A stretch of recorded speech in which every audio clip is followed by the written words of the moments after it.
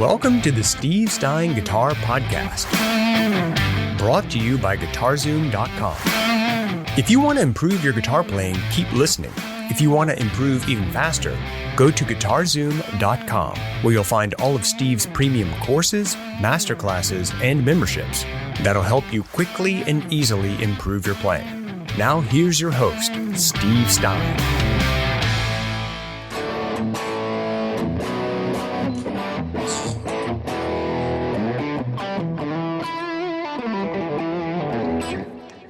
Which one sounds better on your end? That one or this one?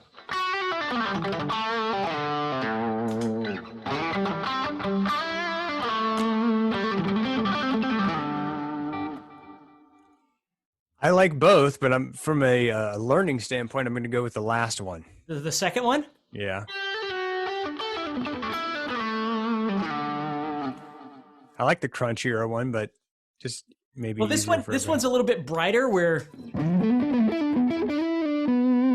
that was a little bit meatier. Yeah. I love them both, but yeah. Okay, cool. We'll use that one. Cool. All right, guys, thanks for being here for yet again creative soloing workshop session. Woohoo! Yes. We are so thankful that you have showed up today to hang out with us. Super cool. I'm Dan Denley, founder of GuitarZoom.com. This is my good friend Steve Stein. Today we are doing a creative soloing workshop for you. And this one is on chord chasing. So chasing chords around while you do your solos, right? Isn't that the concept, Steve? It is the concept. All right. So guys, if you want to learn how to do that, keep watching. If you want to learn it even faster, you can go to GuitarZoom.com and check out Steve's new course. It's called Creative Soloing by Steve Stein, and it's available at GuitarZoom.com. And if you can't remember that, you can just go to the old Google and type in Steve Stein, S-T-I-N-E, or you can go to Google and type in GuitarZoom, Z-O-O-M, or you can just go straight to GuitarZoom.com. Any of those options, it's fine. It's fine. And if you want to be notified of the next time we do one of these sessions, just click subscribe and click the notifications button, and you'll get a notification that we're going to be going live again, doing another session. We've already done this creative soloing workshop, guys. So I'm telling you this because you can go to the YouTube channel and watch all of these in a nice, tidy playlist in case you missed any of the previous sessions, because they are kind of building on each other, but it's okay if you missed them. You can go back and watch them. You can hang out with us today and learn some cool tips and tricks on chord chasing. But we've already done meandering, which was awesome. We've done phrasing. We've done intervallic soloing and dynamic contrast. We've done creative scale patterns, the 2-1-2 pattern, the 1-2-1 pattern.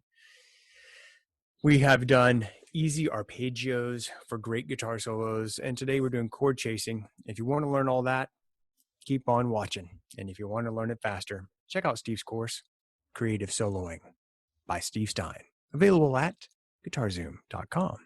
Take it away, my friend. Okay, so basically, this chord chasing is one of my favorite things to teach people, because we get, again, stuck in this mentality where we just use a scale for all the chord changes, right? So we find out what key it's in, and then we choose that scale, and then we just kind of move up and down inside that scale, maybe meandering, right? But we really don't have a focus. We don't have a purpose for it. We're just kind of moving around. Let me show you an example of that. So what I've got here is a little jam track that I've made using D major, A major, B minor, and G.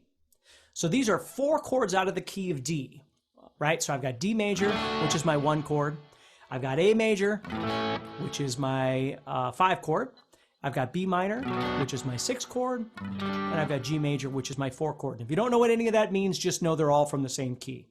So oftentimes what happens with players is we play the jam track or the backing track, or we're jamming with the band, and we get in the proper key, like I'm in D major, and we just start meandering. But our meandering really doesn't have much direction. We're just playing. So sometimes things work, sometimes they don't. The beauty of pentatonic, of course, is that it's hard to hit a wrong note, right? But we still can play with lack of direction. Let me kind of try it the best I can to show you that.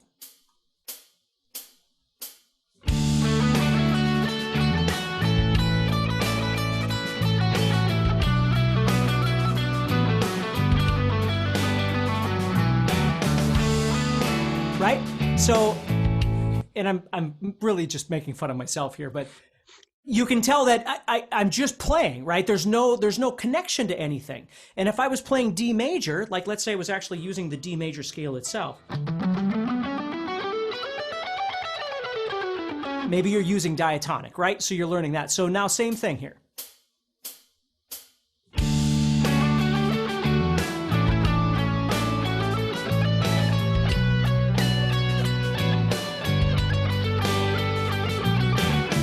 Right? Same idea. Okay? Again, some nights you might get luckier than others. Sometimes it all works out and it's magical, and sometimes it sounds absolutely horrendous. And I know what that's like because I've been there. Okay? Let's try and up the odds of having a better guitar solo, a better experience. And here's how we do it is we stop thinking just about the scale itself and we start doing what I call chord chasing. And I know lots of players out there that do this. This is just a kind of a great tried and true element to do. So here's what I'm going to do. When the D major comes up, I'm going to solo in D major pentatonic. When the A major comes up, I'm going to solo in A major pentatonic. When the B minor comes up, I'm going to solo in B minor pentatonic. And when the G major comes up, I'm going to solo in G major pentatonic. So I'm not limiting myself to one particular scale. I'm going to follow these chords around. Now, here's the second thing you have to understand. When I go to solo over this, each chord doesn't last for 45 seconds. Oftentimes, when you're soloing, you don't have that much time on each chord to be making these extravagant things like we sometimes are misled by jam tracks and things. In the real world, you have a limited amount of time. Your entire solo might be 8 seconds long, right? With all the chord changes and everything. So even though this jam track is whatever, 2-3 minutes long, and I'm not going to solo for 2 or 3 minutes, I'm just explaining to you that oftentimes in a band, you don't get 3 minutes to solo over every song. You know, unless you're a solo artist or something like that. You get a limited amount of time. So what I want to do is I want to get in there over each one of these chords and say what I have to say as best I can with the limited amount of time that I've got. So what I'm going to do is I'm going to play something, and I'm going to limit myself right now to the 3rd and 4th strings. So that's all I get, those 4 notes over that D chord. Something. Okay? And I'm probably going to target that D note right there over that D. And then A comes up, I'm going to move down to A. And then B minor comes up, I'm going to head back up to B minor pentatonic, which is the same as D major pentatonic if you didn't know that. Except I'm looking for the B this time. And then over G, I'm going to move up to G minor pentatonic, or excuse me, G major pentatonic. So I'm playing 12 and 14 on those 2 strings, okay? So I'm playing D major pentatonic, A major pentatonic, B minor pentatonic, and then G major pentatonic. Just playing a couple of notes is all I need to get started. So here we go.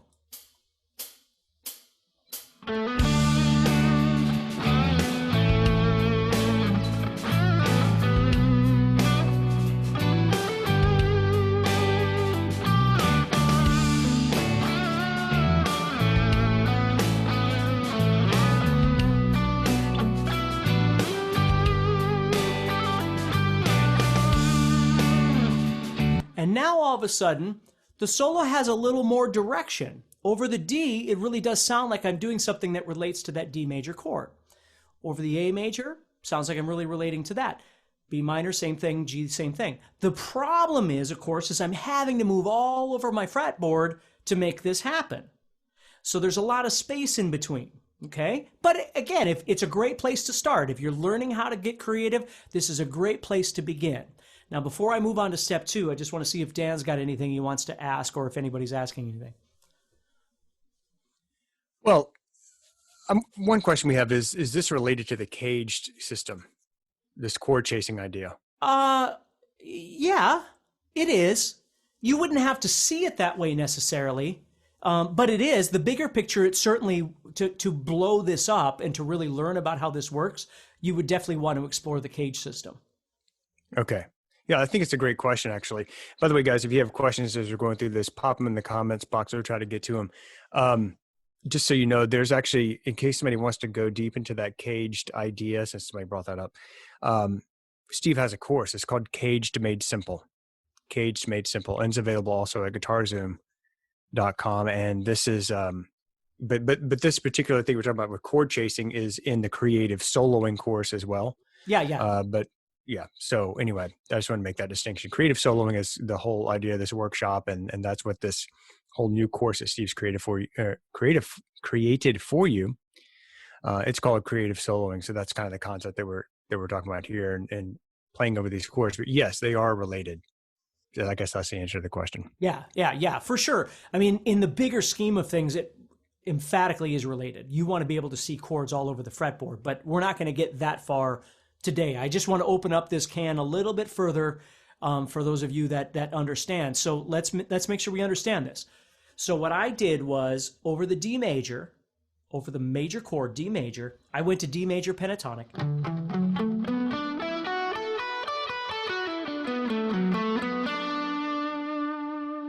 I added the D major pentatonic scale. I am visualizing that by putting my pinky on D and playing that usual minor pentatonic-y shape, but I'm starting on D here. And again, if you need any understanding of those, that's where you'd want to go to like our fretboard connection guitar course or something like that to learn all about how these connect together. But so I'm playing that D major pentatonic right there.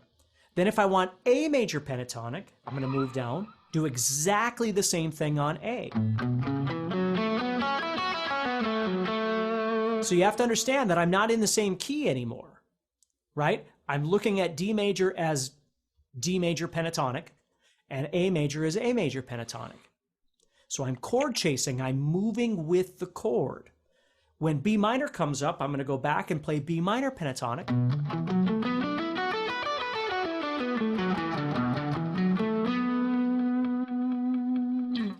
And when G major comes up, I'm going to go to the 15th fret there and play G major pentatonic.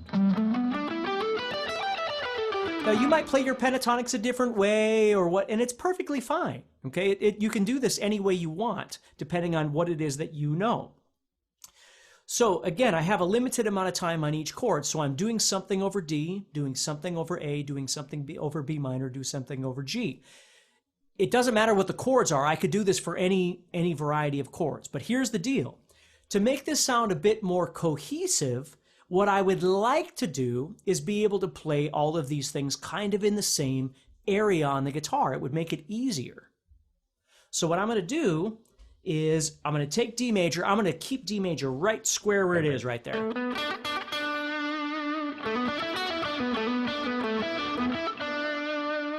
Okay? And then what I'm going to do is I'm going to take the A major scale and I'm going to superimpose that over this position of D major. Now, I'm not going to go into the whole thing because, again, I don't want to get sidetracked on a different topic of conversation, but let's just take some of these notes here, okay? If I took the A major scale and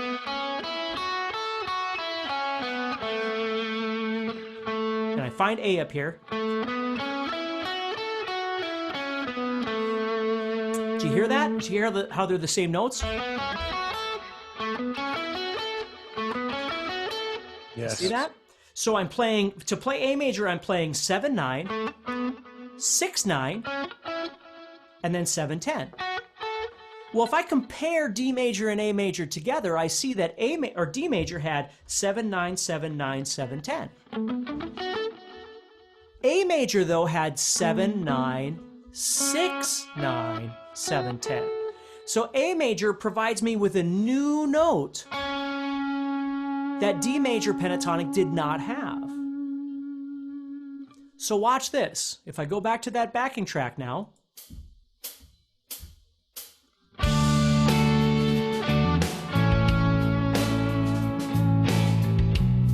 all of a sudden that note sounds really, really good over that A, because it's a note that didn't exist over the D, but does exist over the A. And the reason I like to explain it this way is because oftentimes people will say, well, aren't you just creating the D major scale by doing all this? Sure, but then you're back here.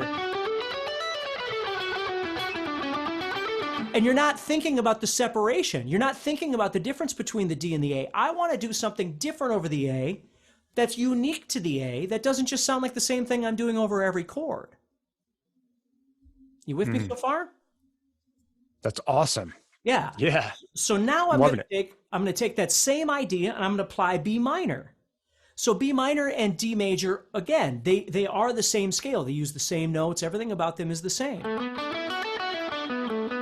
But here's the difference. Over that B minor chord, I want to give the minor chord, because there's only one minor chord in this chord progression. I want to give that minor chord a bit more of a blues sound. So I might do right? Give it more of a blues feel. Now, I don't have a lot of time.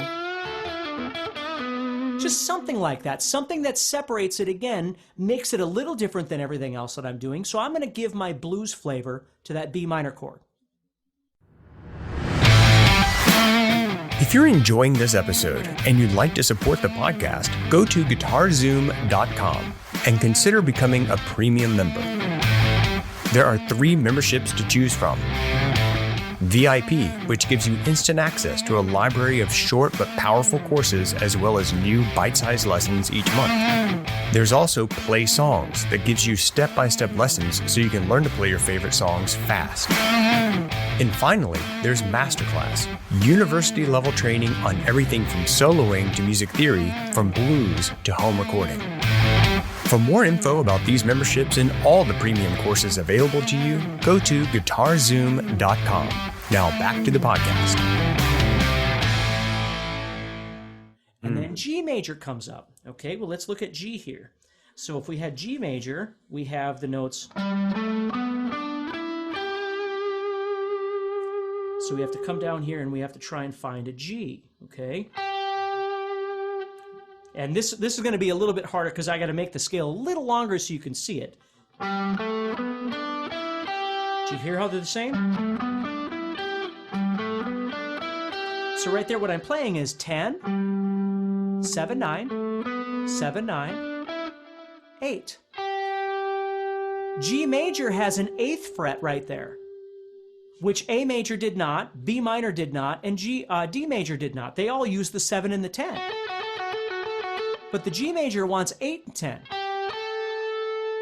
So over the G, that 8 is one note I certainly want to try and target.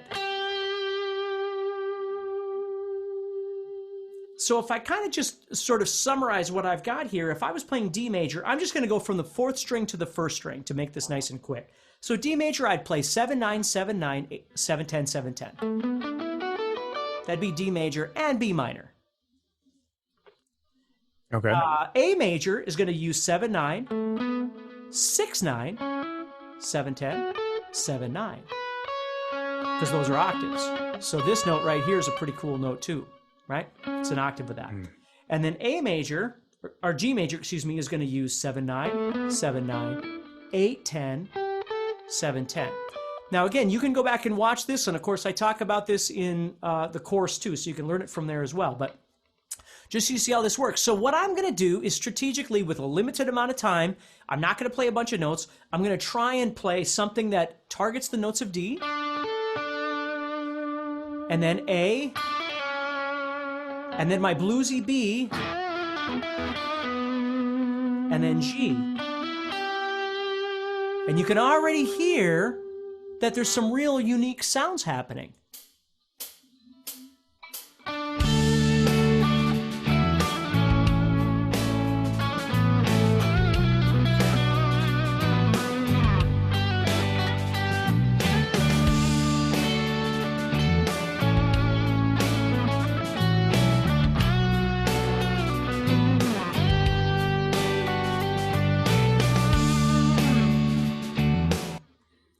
And now all of a sudden, my solo has more direction over each one of those chords.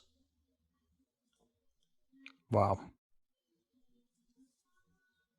Can you hear that okay, Dan? Awesome, dude. Cool. Yeah, I'm having a little bit of connectivity. I can hear you perfectly, but the video is a little choppy. I hope it's okay for everybody who's watching. Yeah, it keeps Just for telling me, me it's that a your little bandwidth choppy. is low, so... Oh, okay. But I stink. anyways, so if that makes sense, I can hear your voice for sure, Dan. Okay, So go ahead. even if your video isn't working, I can hear your voice, so... Cool.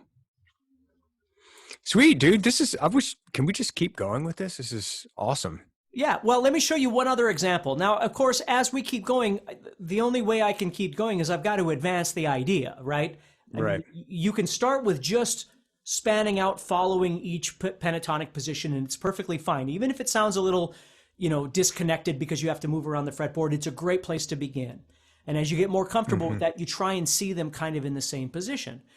So the more you learn about, like Dan said, what's called the caged, C-A-G-E-D, the caged chording system, what you can do is start following those chords more around the fretboard. So over the D, I might see a D chord here, and a D chord here, and a D chord here, and a D chord here.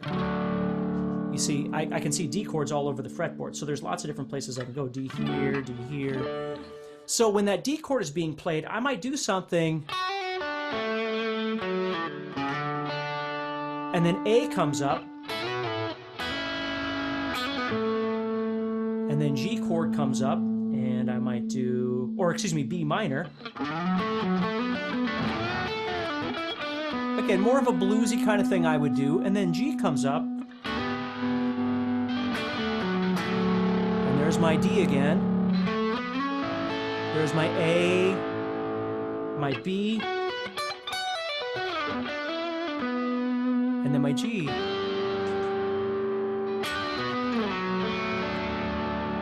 So if I do that over the progression,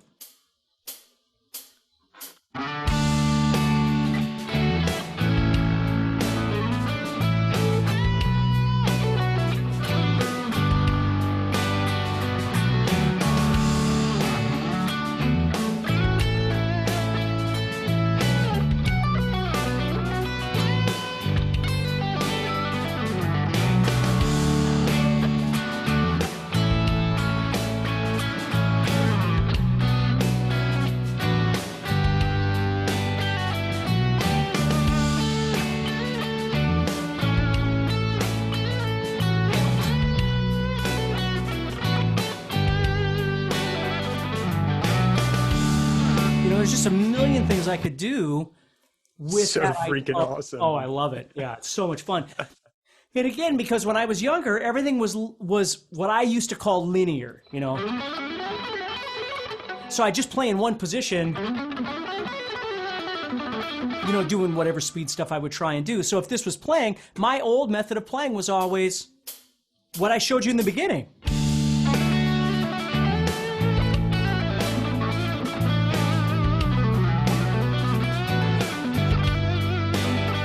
And if it fit, great. And if it didn't fit, I would try and make it fit as good as I can.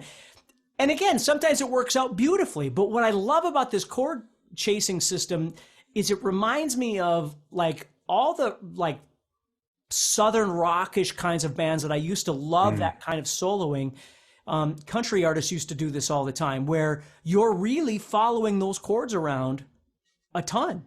You're very aware of each chord as it's coming up. You're not just soloing blankly or blindly over every chord, hoping the notes work, because they all fit in the same key. And that's the logic, right? All the chords fit in the key of D, so everything will work together. Well, that's not necessarily true. You really want to try and emphasize certain things over each chord as they come up. And again, you think of, we talked about Eric Johnson earlier, and for me, Andy Timmons is another guy. My buddy Tim Pierce, if you know who Tim is. Tim does this stuff all the time. And it's just a great way of learning how to play. Yeah. Awesome. Yes, Tim actually has a great YouTube channel, guys, if you haven't seen that as well. He's this unbelievable musician. Learn a lot from him as well. Man, this has been super fun. One guy just says, "Keep going!" Exclamation point! Exclamation point! I think that's honestly enough right now. But the trick is in order to be able to do this, you've got to be able to see the scale and the chords surrounding it. Right? That's kind of the trick here. Is that as you're moving, you might see more scale, less chord, or you might see more chord, less scale. But the trick is to give each chord something unique. Right? So maybe you give D more of a chordal sound, right? And then A, you give it a single note. And then B minor, you give it the blues. And then G, and then maybe G, I kind of lead it back into the D, right? And that way, everything is getting a little something different. They're not all just getting notes, or they're not all just getting chords. Now, I don't have to separate them all every single time. It's not like every time this passage comes around, I have enough brain power to go, okay, chord, note, blues, note, chord, scale, blues. I'm not thinking of it like that. I'm just, again, using what I call dynamic contrast, or that idea of varietizing what you're doing. So if it seems like I've been doing the same thing too much, I try and get out of there. Now, I don't just have to be here either. I can go wherever I want, right? I mean, I could come up here, do something over D, and then when A comes up, B, and then G, back to my D, you know? And then A. You show us that with the backing track. Well, like this. Please, please.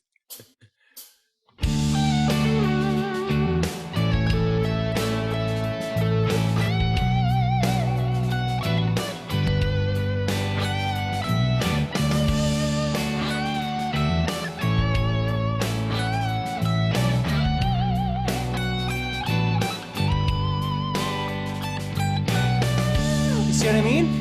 You're just following the chords around. So if I can see those chords and I can see the scale, at the very least, if I see the chords, I can make the chordal connection, right? That's what caged is all about. But I want to see the scale too, because that's going to give me all the passing notes. It's going to give me the notes that connect from one thing to the next. Mm-hmm. So, I mean, it's a great way. And so, like in one of our earlier workshops, I was talking about how as I get older, one of the things I love to do is noodle. But I don't noodle aimlessly. I noodle in this way. Like I love to just explore D major around the fretboard, or B minor, or G minor, or whatever it is you're doing. I love to sit and look at my fretboard and see what kinds of things I can come up with for this. This is completely pointless when I go into one of my metal bands to play. This isn't the approach that I would take to any of those kinds of solos. Right. But this is very much a practical approach that I would take for any of the rock stuff I do, or the worship stuff that I do, or just songwriting in general. I love this kind of playing. So I'm very attracted to listening to this when I hear it. So, you know, at times I put my metal, cap on and I do that thing, which is more of a linear playing style. You're not really following the chords as much. Doesn't mean you don't do it, because of course you can do it. It depends on the style, the band, the song, all those sorts of things. But then when this comes along, this is what I do when I solo. So there's just lots of different ways you can approach it. And I love this because it's so practical. Like with the metal stuff, you're mostly dealing with power chords or some kind of drop tuning or something, and you're kind of like playing straight ahead. And this is applicable really to music that goes back, I would say, 50 years, before metal was even a thing, really. You could apply this to country, you can apply it to blues, you can apply it to pop, you can apply it to like Southern rock. There's a lot, anytime you have these full chords where you have, like a major or minor sound or a seventh sound or something, you can use this chord chasing idea. And it's just so practical to know how to do this. Yeah. And I mean, if you're, again, I can't say everybody's attracted to the sound, but I just really like it because it really does have such different parameters to me as a human than it did when I was younger and everything I played was hard rock and metal. When I would play over AC/DC, I wouldn't think like this. I was thinking more in the blues realm, the blues rock, hard rock realm, right? And then if I was playing over, Megadeth or Metallica or something like that, then I'm thinking more about, faster licks, and it's more about the energy and the power, and it's less about the connectivity to the chord. It's more about, energy. That's really what it is. Where this isn't really about trying to be necessarily. They all can overlap, and that's the beauty of individuality, is you can figure out how to make it work best for you in the way that works best for you. That's why, some new guitar player come out and everybody goes, oh my gosh, this sounds wonderful, because they found a way of blending in a way that works best for them. And people go, that's really unique. But what I've always loved about this is that the guitar isn't necessarily having to be flashy. It's just being practical, but it works because it's doing everything that music needs. It's got phrasing, it's got dynamics, and it's got, melodic connection, that sort of thing. And again, right. For me, I guess personally, it's just something that I didn't have for many years in my playing. So I found a renewed love for this kind of, because I always loved listening to it. I just never understood it. Yeah, me too. Yeah. Why I guess I teach it. So I think a lot of us are in that same boat. You hear it as a player and you're like, I just would really love to learn how to do that. If that's kind of what you're thinking, guys, you might want to check out Steve's new course. That's the whole point. That's why he created this for you. And that's why we're doing these creative soloing workshops, is because this is a type of guitar playing that I think a lot of people would like to learn. It just sounds so cool. And there's so many different ways to apply it into different types of music. And again, it's all about musical expression. And we have, Steve has Music Theory Masterclass. He has Guitar Soloing Made Easy. He has Unlocking the Fretboard Connection. He has Caged Made Simple. He has all these courses. This one is different. It's creative soloing. It's all about creativity. It's all about using all the powers you have to make your solo sound expressive and musical. And this is just the tip of the iceberg, really, this chord chasing idea. So I hope that you guys enjoyed this. Everything that we've talked about in the Creative Workshop series comes from Steve's new course. It's called Creative Soloing by Steve Stein, and it's available at GuitarZoom.com right now. How would you like to wrap this up, my friend? Well, I think that's enough. It's just understanding that, again, don't go for the all or nothing approach where you think in your head, well, I can't see all the fretboards, so I didn't really understand how he put it all together right there, so I should learn that first before I try this. I'd rather you start by learning how to just move around a little bit and make it practical for you, and then start adding in the other things, Always try and find a way to play, not just learn. Absolutely, you need to learn. Don't get me wrong. But find a way to play. Find a way to practice. Find a way to explore along with excelling your abilities. Yeah. And guys, always remember, the better you are, the more fun it is to play.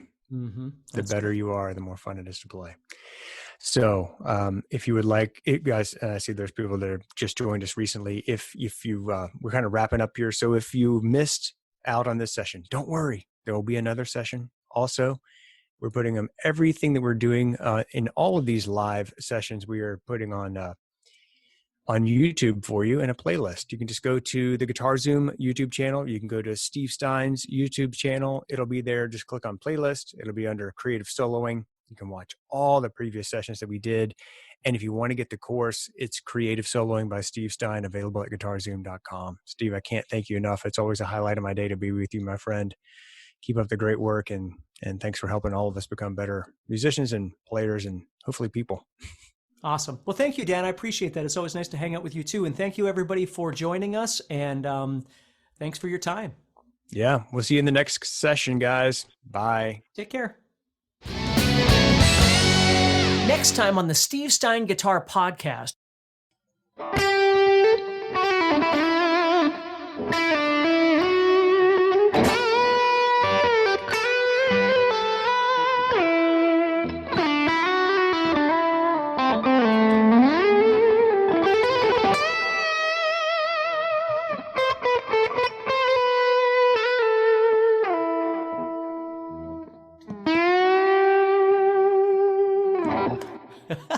Nice. Yeah. So cool, dude. What's the tone you got going on there? Right now I've got this is based off of an AC30. That's what this one is. Okay. So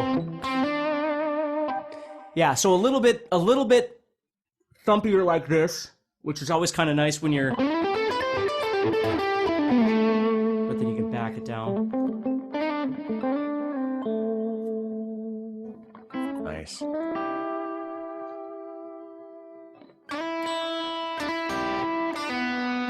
I'm trying to remember how that goes. Anyway. Hey, Steve Stein here from GuitarZoom.com, and thank you so much for listening to this podcast. If you enjoyed this episode, can I ask you a favor? Please subscribe, leave a review, and share it with a friend. Your feedback means more to me than you'll ever know. And be sure to check out my YouTube channels where you'll find over 1,000 videos to help you with your guitar playing. Thanks again for listening. Stay positive, keep playing, and keep having fun. If you'd like some help with your guitar playing but you're not sure how to get started, go to GuitarZoom.com and look for the Help Me Choose survey. By answering a few simple questions, you'll get Steve's personal recommendation of the perfect course for you. All this and more is available for you at GuitarZoom.com.